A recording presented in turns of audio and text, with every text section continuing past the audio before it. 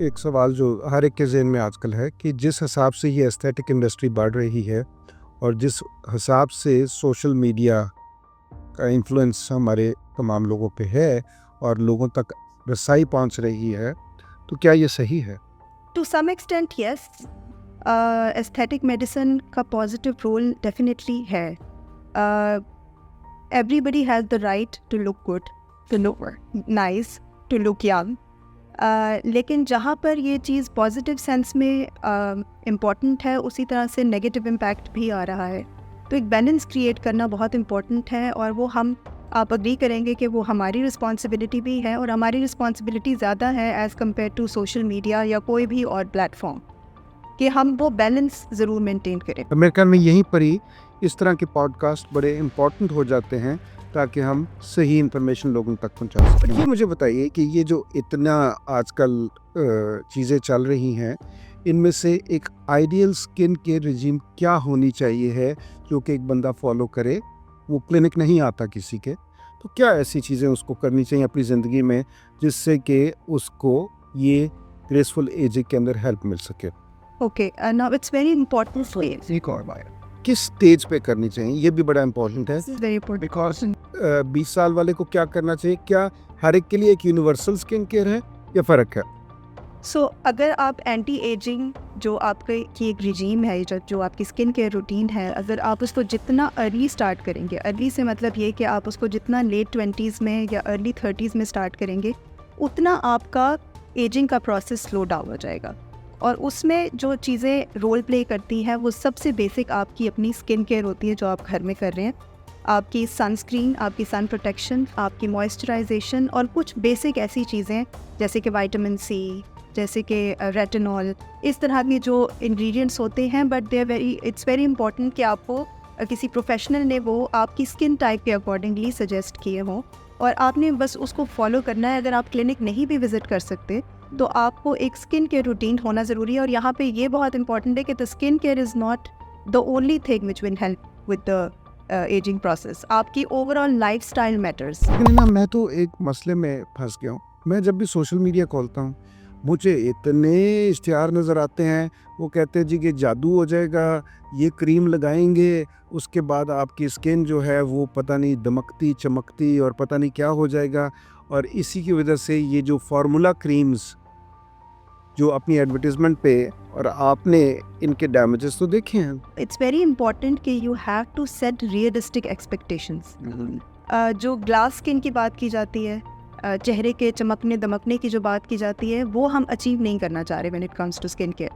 हम सिर्फ ये चाह रहे हैं कि आपकी स्किन, जो आपकी अपनी स्किन टाइप है, वो बहुत ग्रेसफुली एज करे. क्योंकि हर किसी के जेनेटिक्स फ़र्क होते हैं. किसी की स्किन जेनेटिकली बहुत अच्छी होती है और वो जेनेटिकली बहुत स्लो एज करेगी. किसी की स्किन वैसे बहुत अच्छी नहीं होती, लेकिन आपने अपने हिसाब से जितनी बेहतरी आप उसमें ला सकते हैं उतनी लानी है.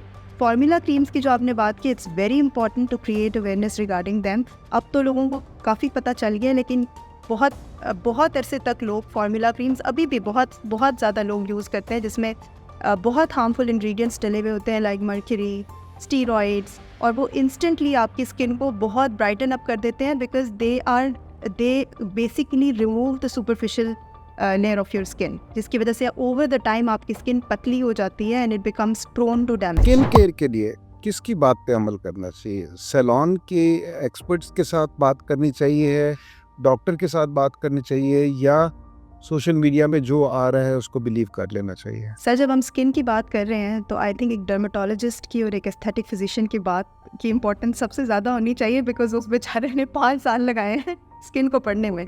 तो I think a dermatologist is the only person who knows about the skin and who can prescribe and who can tell you better things. तो लोग क्यों नहीं जाते?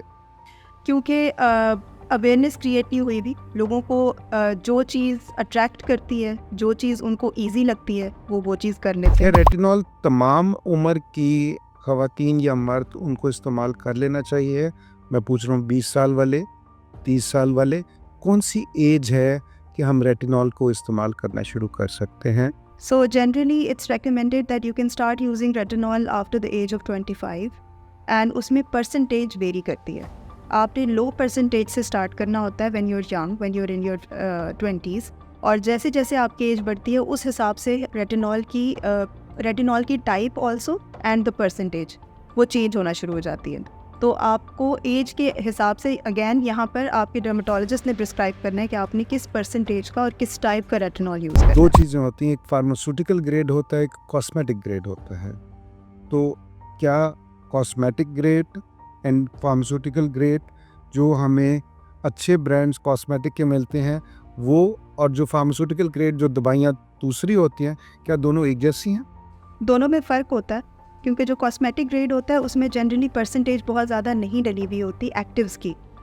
वाई? बिकॉज वो ओवर द काउंटर अवेलेबल होती हैं। तो if somebody is buying them over the counter और विदाउट प्रिस्क्रिप्शन, तो वो उसमें परसेंटेज कम ही रखते हैं ताकि वो ज़्यादा डैमेज ना करे। फार्माकोलॉजिकल होते हैं, उसमें परसेंटेजेस स्पेसिफाइड होती हैं, इसीलिए वो सिर्फ आप प्रिस्क्रिप्शन की जो आपको प्रिस्क्राइब किया गया है उसके अकॉर्डिंगली यूज़ कर सकते हैं। एक मुझे बात बताओ कि लोगों को आजकल एंग्जाइटी, सोशल एंग्जाइटी, उनको एक अच्छा, कुछ को अच्छा दिखने की एक दौड़ है जिसके अंदर वो जाना चाहते हैं, और कुछ ऐसे जिनको वाकई में कुछ प्रॉब्लम्स हैं जिस तरह एक्नी है, मिलाजमास हैं।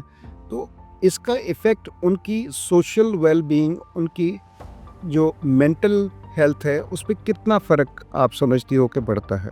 काफ़ी ज़्यादा फ़र्क पड़ता है।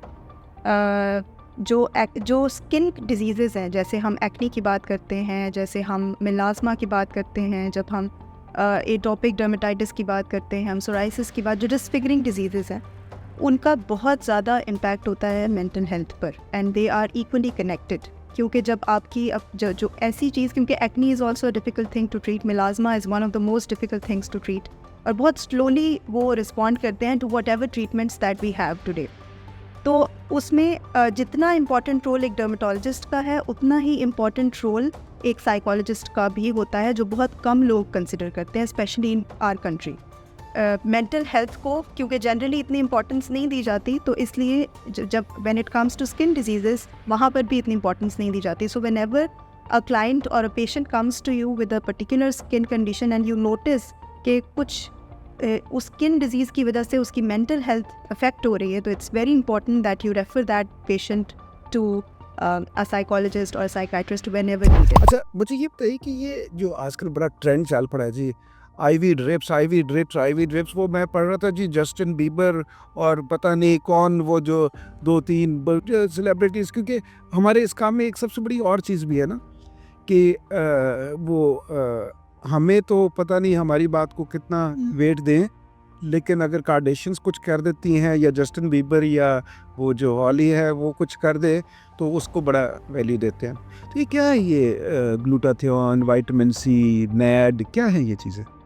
ऑल दीज थिंग्स, ये सारी जो glutathione, NAD, nicotinamide, adenine, dinucleotide, बड़ा मुश्किल लफ्ज़ है, ये सारी चीज़ें बेसिकली एंटीऑक्सीडेंट्स होते हैं, जो आपकी बॉडी में जब रिएक्टिव ऑक्सीजन स्पीशीज़ या जो मेटाबॉलिज्म के थ्रू चीज़ें प्रोड्यूस होती हैं, जो एजिंग के प्रोसेस को इंक्रीज़ कर सकती हैं, उनके अगेंस्ट काम करती हैं। We do not have enough evidence, of course आपको पता है ग्लूटाथायोन के ऊपर when it comes to anti ageing और when it comes to skin lightening कोई स्टडीज़ अवेलेबल नहीं है। Glutathione was used for some other, maybe because it's very difficult to conduct studies, लेकिन होनी चाहिए।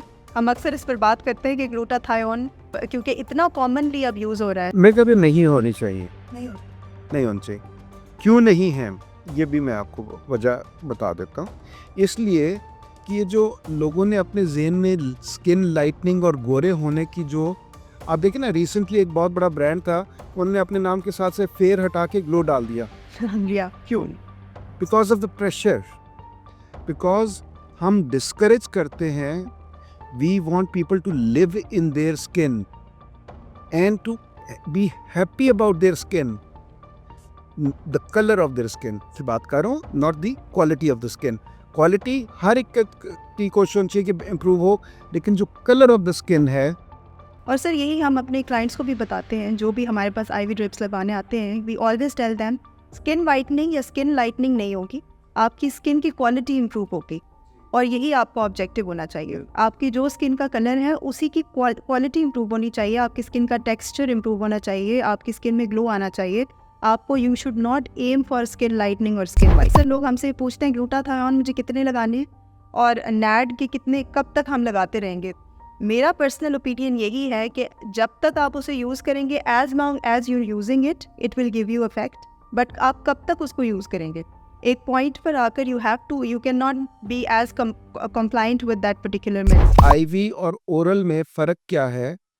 आईवी में वो डायरेक्टली आपके ब्लड में चली जाती है और हमारी ज़ुबान में उसको एक फर्स्ट पास मेटाबॉलिज्म कहते हैं कि जी वो बाईपास कर देता है उसको, और उसकी बायो अवेलेबिलिटी, प्रोडक्ट जो बॉडी के पास यूज़ करने के लिए वो बढ़ जाती है। ठीक हो गया? अब जब भी आप किसी चीज़ का एक्सेस करेंगे, उसमें से जो कंपोनेंट बॉडी ने यूज़ करना है, वो तो वो यूज़ कर लेगी, बाकी को उसने बॉडी से बाहर फेंकना है। और जब उसने बॉडी से बाहर फेंकना है, तो उसने एक एक्स्ट्रा लोड क्रिएट करना है on your kidneys, on your liver, on all the excretory other organs of the body. Mainly two main excretory organs are there, liver and kidneys, but thyroid is also an excretory organ, sweat glands are also excretory organs, तो उन पे load create करना है। तो excess of things and the time duration between both the drips is very important.